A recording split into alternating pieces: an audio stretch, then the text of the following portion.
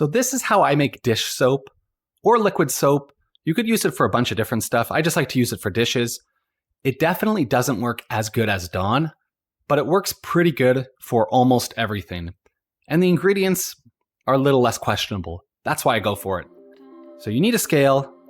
Like all this soap stuff, everything's done by weight. By volume just doesn't work. Just get a scale. Get out a bowl, and this is going to be for potassium hydroxide. It can't be metal. So I have this old ceramic dish that I use.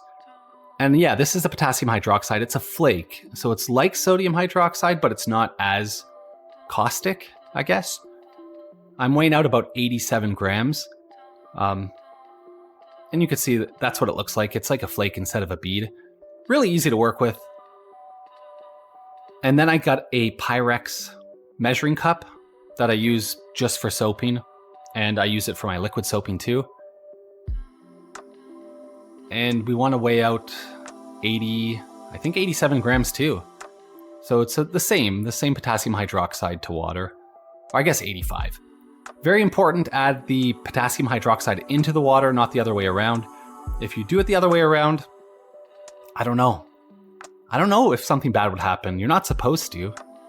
The saying is always add acid to water, like all the A's in a row.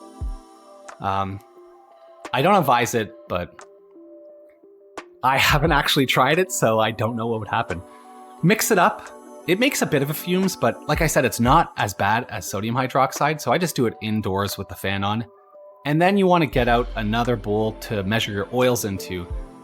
Now, for dish soap, I wanted it to be as cleansing as possible, so I'm going with 100% coconut oil. I get mine from Costco. It's the only thing that's gotten cheaper over the last few years. And it works great for soap. So for this recipe, I'm measuring out about 300 grams. This is the worst part. Dealing with coconut oil, spooning it out, trying to measure it. It's really tough to use compared to a liquid oil, but the results are definitely worth it.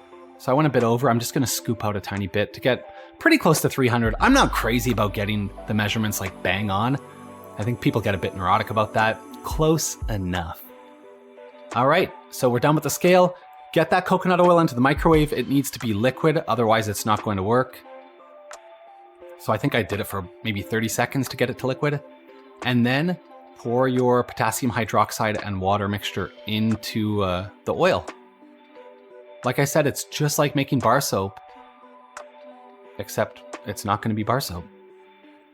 And then everybody's favorite part, hit it with the old stick blender. I blend it for a bit longer than bar soap. You're probably going to want to do it around 30 seconds to a minute. It'll just start hitting a very light trace. And by that point, it's enough. You don't have to keep going and do it for like 5 minutes straight. So I'm just pulsing it here a bit. That's good. You can see it's dripping, but it's a little bit thicker. I'll swirl it around to show you what it looks like. So it's really just enough to mix it all together. It's still really runny at this point, but a bit thicker than it was before. Now, if you let it sit for about half an hour, it'll turn to like a tallow consistency. So it's really starting to thicken up. So here, set it aside and let it sit for a day or two, and then it turns into this pasty kind of mixture. Quite a bit harder with coconut oil. I've made liquid soaps with, olive oil, and yeah, don't get it on the floor.